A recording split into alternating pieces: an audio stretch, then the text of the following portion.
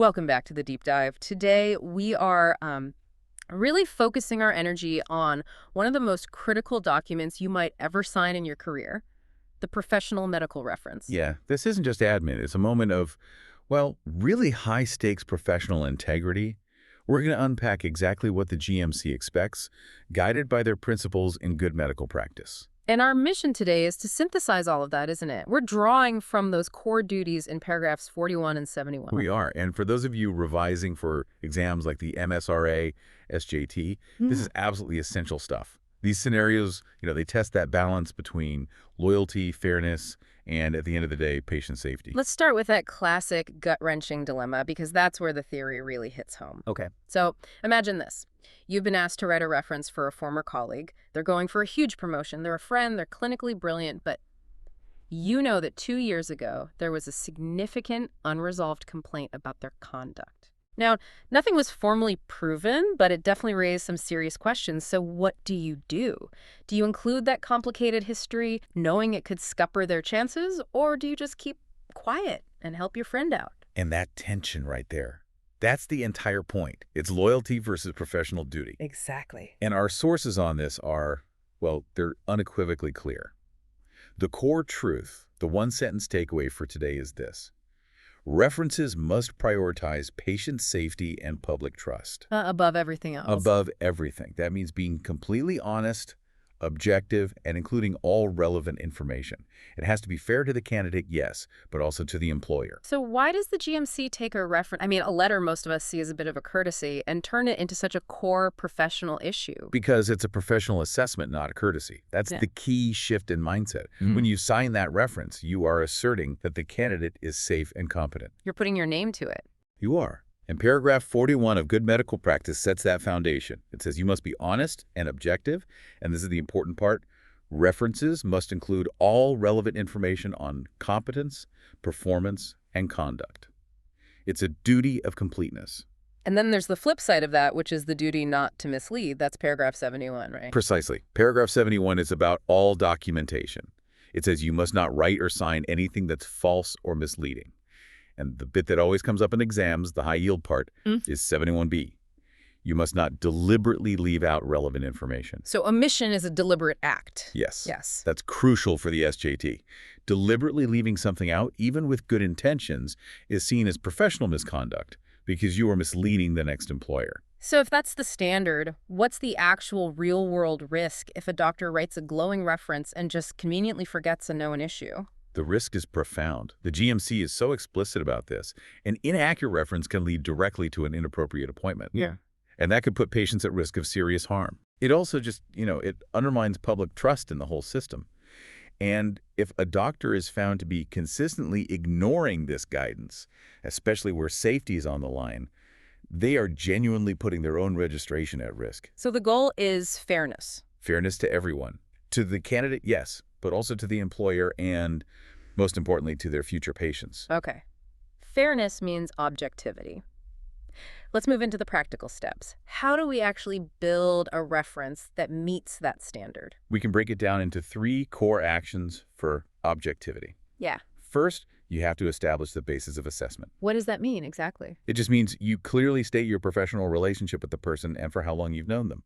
It gives the reader context. It tells them how much weight to put on your comments. You're framing your knowledge right from the start. Exactly. The second one is substantiation. And this is where a lot of people can stumble. You must only provide comments that you can back up with evidence. So no office gossip. None. No rumors, no vague impressions you heard from someone else. If you can't substantiate it, it has no place in a professional reference. It's got to be objective, fair, and unambiguous. I can see how tempting it would be, though, in a busy hospital to rely on what you've heard. Why is it so important to resist that? Because an unsubstantiated claim is just inherently unfair. At that point, it's just gossip, and it has no place in a document that determines someone's career path and, potentially patient safety down the line. And the third requirement? The third is exclusion. You absolutely must not base any comments on your own personal views or biases if they have no bearing on the job. Things like their lifestyle or... Yeah, age, race, lifestyle, sexual orientation, religion. If it doesn't affect their clinical performance or professional conduct, it is completely irrelevant and you have to exclude it. We talked about the need for completeness. Let's try and make that stick. Maybe a memory hook. Good. How about thinking of it as covering the CPC of the candidate? C for competence, P for performance, and C for conduct. If you leave out something relevant on any of those three, you're failing that duty from GMC 41. That's an excellent framework. Yeah. A really quick way to check yourself. Okay. Now, let's pivot to the really tough decisions.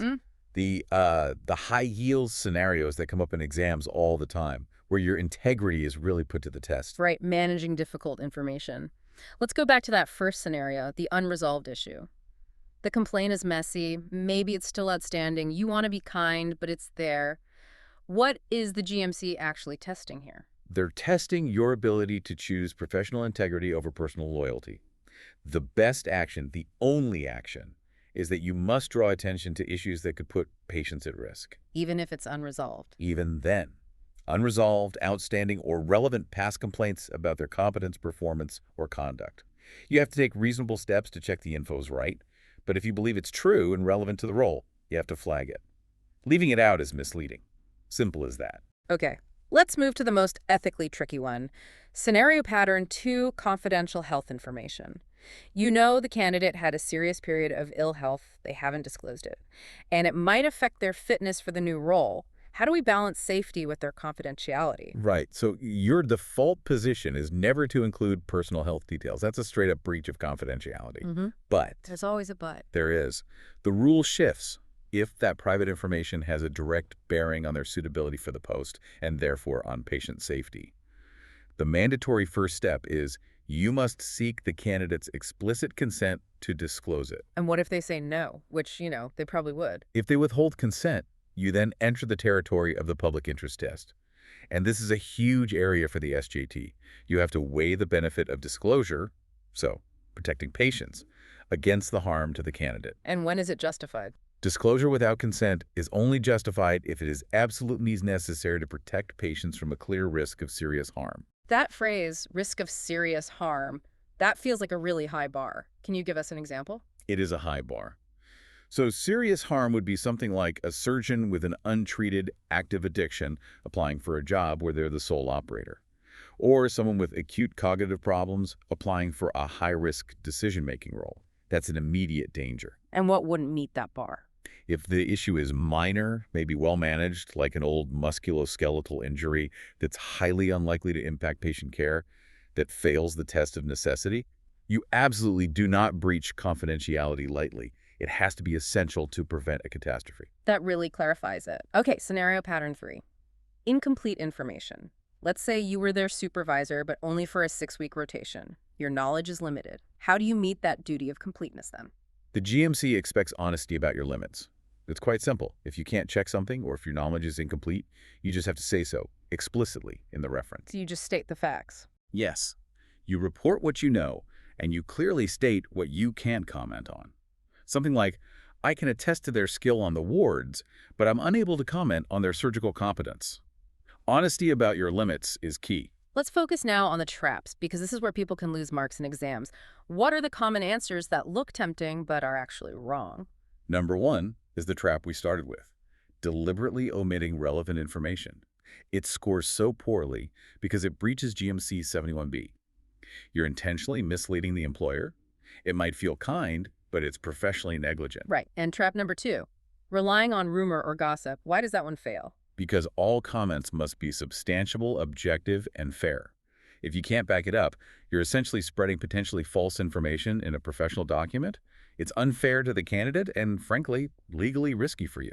Trap 3, including irrelevant bias. Yes, so complaining about how a doctor dressed or their lifestyle. It fails because the guidance explicitly says personal views that are not connected to their suitability for the role must be excluded. It's a form of unfair discrimination. And a final practical trap, refusing to give the candidate a copy. Yeah, this is an interesting one. While the guidance doesn't say you must provide a copy, it says you should usually give them one if they ask. So refusing looks bad. It can be seen as uncooperative, and it undermines that whole principle of transparency and fairness. The professional default is to share it. Let's do some rapid-fire examples to really cement this. Okay, so you're asked for comments about their research ability, but you only ever supervise their clinical work. What do you do? Clearly state my assessment is limited to their clinical skills and that I can't comment on their research competence. Honesty about limits. Perfect. Next. Oh. You're unsure some sensitive health information meets that critical risk of serious harm threshold. Consent was withheld. Don't decide alone. Seek advice immediately from a medical defense body or the BMA. Get guidance on the public interest test. Excellent. One more. After you've sent the reference, you realize you put down the wrong date for their rotation, making it look like you knew them for longer. You have a duty to correct misleading information. You have to contact the employer straight away, clarify the error, and send a corrected version. Exactly. We've covered a huge amount there. Let's distill it down. What are the 3 key takeaways we need to hold on to from this deep dive? Okay, first, remember that a reference is a high-stakes professional document. It requires complete honesty and objectivity about the candidate's competence, performance, and conduct. That's non-negotiable under GMC 41 and 71. Second takeaway. Second, you must flag relevant, unresolved complaints or issues that could put patients at risk. Your primary duty is always to patient safety and public trust. That overrides any personal loyalty. And third, confidential personal info requires the candidate's consent to be disclosed, unless it's absolutely necessary to protect patients from a clear risk of serious harm. And remember, that is a very, very high bar. The rules here, they're not just about governing doctors, are they? They're designed to protect the whole system. When you sign a reference, you're not just endorsing a colleague, you're sort of implicitly endorsing the safety standards of the entire NHS. That's a great way to put it. And it raises a really important question for you, for the listener. Knowing these rigorous requirements for honesty and substantiation, what steps will you take next week to ensure that any document you sign, a reference, an appraisal, even a clinical note, meets that standard of professional integrity? Something to think about. Thank you for joining us on the Deep Dive.